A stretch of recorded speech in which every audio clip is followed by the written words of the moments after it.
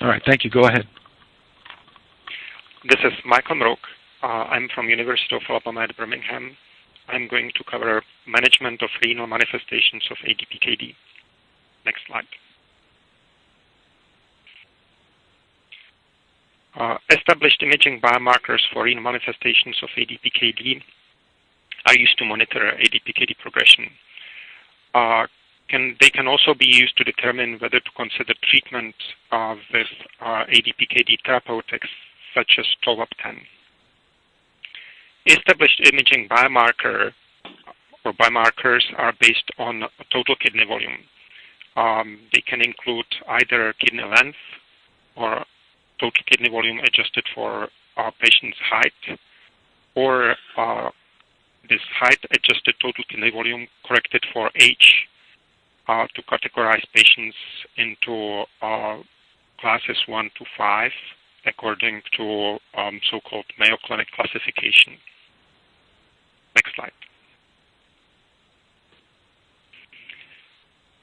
What is a biomarker? A biomarker is a measurement objectively defined and is indicative of a biological process or pharmacologic response. It must be able to be measured accurately and reproducibly. Biomarker can also be used as a surrogate endpoint in clinical trials. It must be fully evaluated and have clinical relevance.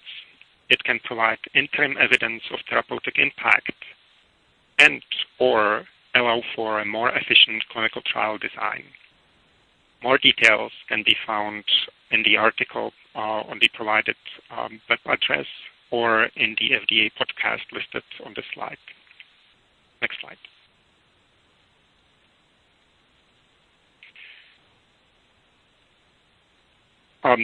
How can these biomarkers be used? So height-adjusted total kidney volume, kidney length, or Mayo classification can be used to stratify ADPKD patients into classes according to their risk for progression of their renal disease. And this can be done with a single imaging measurement. Continued monitoring of one marker can track the disease progression.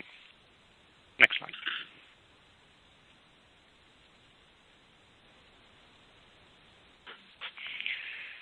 In addition to total kidney volume-based indices, kidney length may be sufficient to predict ADPKD outcomes with respect to reaching chronic kidney disease stage 3. As you can see in the following table that looks at the assessment of total kidney volume and kidney length as predictors of CKD stage 3 in CRISP participants. The area under the curve was comparable for height-adjusted total kidney volume by MRI or by ultrasound, as well as kidney length evaluated by MRI or ultrasound. Similarly, the sensitivity and specificity were similar. Next slide. Height-adjusted total kidney volume increases as cysts grow and expand and ADPKD progresses. Height-adjusted total kidney volume predicts future GFR decline.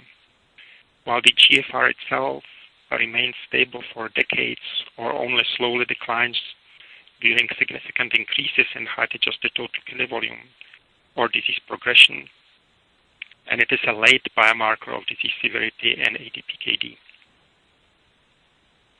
We can use MRI or CT or ultrasound to measure height-adjusted total kidney volume. However, ultrasound is less precise, especially in kidneys that are very large. Next slide.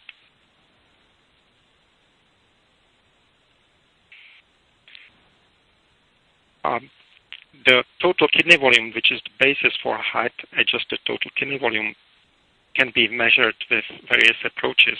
It may be measured directly. However, this is time-consuming, especially in kidneys that are enlarged, and therefore we consider as a good proxy for the direct measurement and estimation of total kidney volume by ellipsoid formula. For that purpose, 4 measurements are obtained of the kidney for each kidney from